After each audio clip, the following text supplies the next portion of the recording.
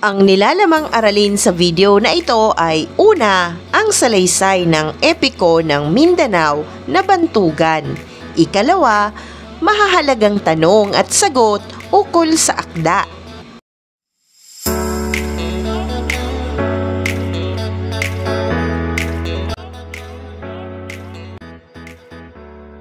Narito na ang salaysay ng epiko ng Mindanao na ang pamagat, Bantugan. Sa isang malayong kaharian sa Mindanao ay may isang haring nabiyayaan ng mahusay at maginoong mga anak. Ngunit sa lahat ng kanyang mga anak ay namumukod-tangi si Prinsipe Bantugan.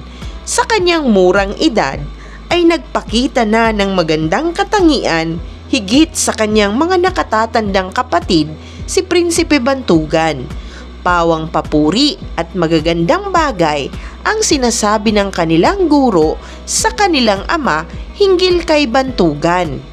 Siya raw ay napakatalino, mabilis siyang matuto, maging espada o palaso. Taglay niya ang lakas na kayang makipaglaban sa 3 o 5 tao ng mano-manong labanan. Pinatunayan niyang isang magaling siyang sundalo nang mapatay niyang mag-isa ang isang malaking buwayang pumatay sa ilang tao sa kanilang bayan. Napahanga ni Bantugan ang mga mamamayan sa kanilang kaharian nang makita nila. Napakalakas niya, ang sabi ng isang matandang lalaki nang makita ang patay na buwaya. Paano kayang ang isang batang tulad niya ay makapatay sa buwayang iyon? Baka sinasapian siya ng mga Diyos, ang dagdag pa ng ilan. Kaya hindi na naging katakataka nang umabot sa kanyang kabinataan si Prinsipe Bantugan at siya ang kinilalang pinakamagaling na sundalo sa kaharian. Pinamunuan niya ang lahat ng laban sa kaharian at palagi siyang nagtatagumpay. Ang kanyang pangalan ay naging bukang bibig ng mga tao maging sa ibang kaharian. Hindi nagtagal ay walang kaharian ang nangahas lumaban sa kanila. Naghari ang kapayapaan, kaunlaran sa kanilang kaharian. Dahil na rin sa natamo nilang respeto at pagkilala ng mga kalapit kaharian. Nang mamatay ang kanilang ama, ang kanyang nakakatandang kapatid na si Prinsipe Madali ang hinirang na bagong hari. Nagkaroon ng protesta, hindi lamang ng mga nasa ranggo, kundi maging sa buong kaharian. Gusto nilang si Prinsipe Bantugan ang pumalit sa hari. Kahit na sino ang tanungin sa buong kaharian, ay sinasabi nilang si Prinsipe Bantugan lang ang karapat-dapat na maging hari sa kanilang magkakapatid. Si Prinsipe Bantugan ang dapat na maging hari. Siya lang ang pwedeng magtanggol sa lahat ng ating mga kaaway, sabi pa ng isang matanda. Sang-ayon kami sa iyo, sagot ng mga taong humahanga sa kanya. Ngunit ang lahat ng ito ay hindi pinapansin ni Prinsipe Bantugan. Alam niya na ang kapatid ang karapat-dapat na tagapagmana ng trono dahil si Prinsipe Madali ang panganay sa kanilang magkakapatid. Siya mismo ang nagsabi nito sa lahat ng tao. Tama lang na si Prinsipe Madali, ang panganay kong kapatid, ang maging bagong hari ng kaharian. Napag-aralan na niya kung paano mapatakbo ng gobyerno. Alam niya kung paano magpalakad ng ugnayang panlabas at marami siyang ideya upang mapaganda ang buhay ng bawat mamamayan. Tumahimik na lamang ang mga tao sa sinabi ni Prinsipe Bantugan. Ngunit nagkaroon ng isang bitak sa pagitan ni Prinsipe Bantugan at Haring Madali. Dahil bukod sa pagiging matapang at malakas, si Prinsipe Bantugan ay napakakisig din. Maraming magandang babae sa kaharian ang nahuhumaling sa kanya. Kahit ang mga babaeng gusto ng kanyang kapatid na si Haring Madali ay siya ang iniibig. Dahil sa galit at inggit, nagpahayag ang hari ng isang kautusan.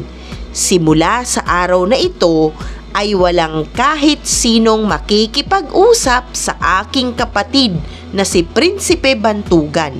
Sino man ang makitang nakikipag-usap sa kanya ay ipakukulong at paparusahan ng malubha. Lungkot na lungkot si Prinsipe Bantugan sa inutos ng kanyang kapatid. Pakiramdam niya, para siyang nagkaroon ng nakakahawang sakit. Lahat ay lumalayo sa kanya, kahit ang kababaihan, kahit ang mga taong kanyang minahal. Walang gustong kumausap sa kanya at takot na baka makulong at maparusahan ng hari.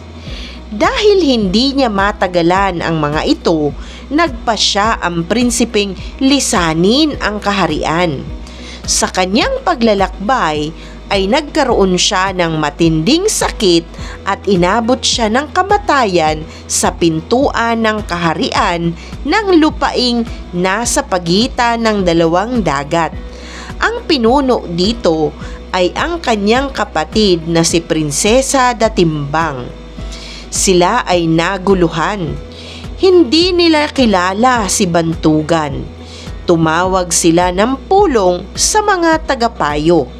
Habang pinagpupulungan ng konseho ng hari kung ano ang kanilang gagawin, isang loro ang biglang pumasok sa bulwagan at nagsabing ang nakaburol ay si Prinsipe Bantugan, ang mabunyi at balitang prinsipe ng Bumbaran. Pagkatapos ibalita ng loro ang tungkol kay Prinsipe Bantugan, bumalik naman siya sa Bumbaran upang ibalita kay Haring Madali ang pagkamatay ni Prinsipe Bantugan. Nang malaman ni Haring Madali ang nangyari kay Prinsipe Bantugan, ay nanaig ang pagmamahal niya rito at naalis ang kinikimkim na inggit sa kapatid. Agad na lumipad ang hari sa langit kasama ang isang kasangguni upang bawiin ang kaluluwa ni Prinsipe Bantugan. Samantala, ang bangkay ni Bantugan ay dinala naman ni Prinsesa Datimbang sa Bumbaran. Pagbalik ni Haring Madali ay pilit na isinauli ang kaluluwa ni Bantugan sa kanyang katawan at muling nabuhay si Prinsipe Bantugan. Nagdiwang ang lahat at bumalik ang dating mabuting pagtitinginan ng magkapatid. Nang mabalitaan ni Haring Miskuyaw, dating kaaway ni Haring Madali, na si Bantugan ay namatay, dagli silang nagdala ng maraming kawal na sandatahan upang salakayin ang Bumbaran. Nang sumalakay sina Haring Miskuyaw, ay kasalukuyang nagdiriwang ang lahat dahil sa pagkabuhay ni Prinsipe Bantugan. Hindi alam ni Miskuyaw na nabuhay na muli si Bantugan, kaya nagkaroon ng pagdiriwang at ang dalawang kaharian ay naglaban. Pumailan lang sa himpapawid si Bantugan at sa pamamagitan ng kanyang kampilan ay pumatay ng maraming kaaway. Buong tapang na lumaban si Prinsipe Bantugan, ngunit nanghihina pa siya dahil kagagaling lang niya sa kamatayan, kaya siya ay nabihag. Iginapo siya, ngunit nang manumbalik na ang kanyang lakas, nilagot niya ang gapos at siya'y nakawala. Buong bangis siyang nakipaglaban hanggang sa mapuksa ang mga kaaway. Pagkatapos niyang magtagumpay sa labanang ito, ay dinalaw lahat ni Prinsipe Bantugan ang mga kahariang karatig ng Bumbaran at pinakasalan ang lahat ng prinsesang Katipan at umuwi sila sa Bumbaran. Buong galak siyang sinalubong ni Haring Madali at nag-utos ng panibagong pagdiriwang. Ang buhay ni Prinsipe Bantugan ay naging maligaya hanggang sa huling sandali. Dumako tayo sa ikalawang bahagi ng aralin sa video na ito, ang mga mahahalagang tanong at sagot ukol sa akda. Unang tanong, bakit mas pinili ni Prinsipe Bantugan na maging prinsipe kaysa maging hari, gayong gusto siya ng mga tao at mas magaling siya sa pakikipaglaban?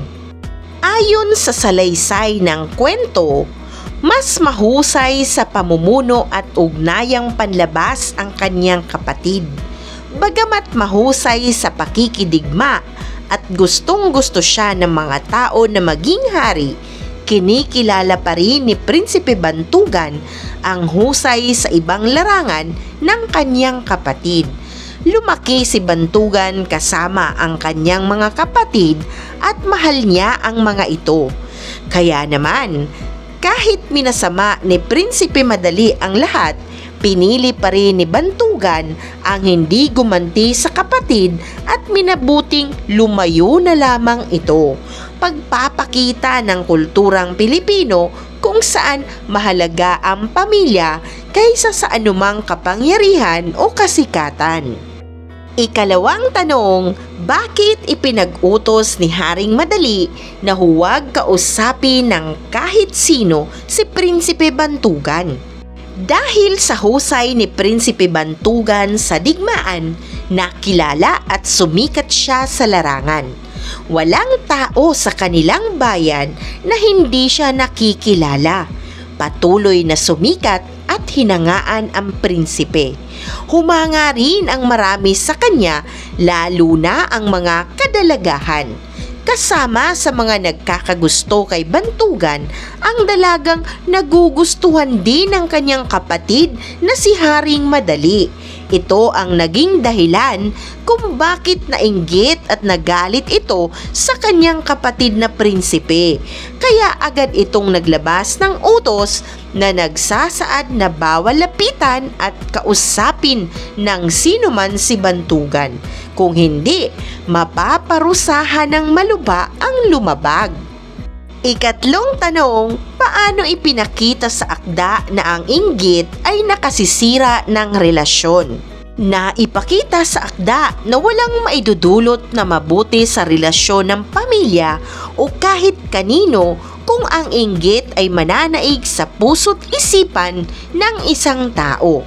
Katulad na lamang ng nangyari sa magkapatid na Haring Madali at Prinsipe Bantugan. Dahil sa inggit, hindi pinag-isipang utos at pananakot ang ginawa ng hari na naging dahilan naman ng hinanakit at paglisan sa lugar ng kapatid at namatay si Bantugan. Dulot nito, nawala ang kinatatakutan ng ibang kaharian na naghihintay lamang pala ng pagkakataon upang sakupin ang kanilang mapayapang pamayanan. Nagdulot ito ng gulo at muntik na pagkasira ng maayos na pagtinginan ng magkapatid sa isa't isa.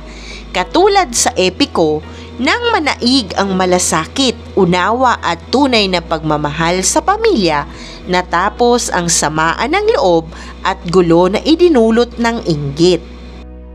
Isang mahalagang aralin muli ang iyong napanood. Maraming salamat sa panonood sa channel na Aralin sa Filipino. Huwag mag-atubiling mag-comment ng inyong tanong, suggestions o paglilinaw ukol sa aralin. Munting kahilingan sa iyong kaibigan, paki-like, share and subscribe para updated ka sa mga susunod pang bagong video ng Aralin mo sa Filipino.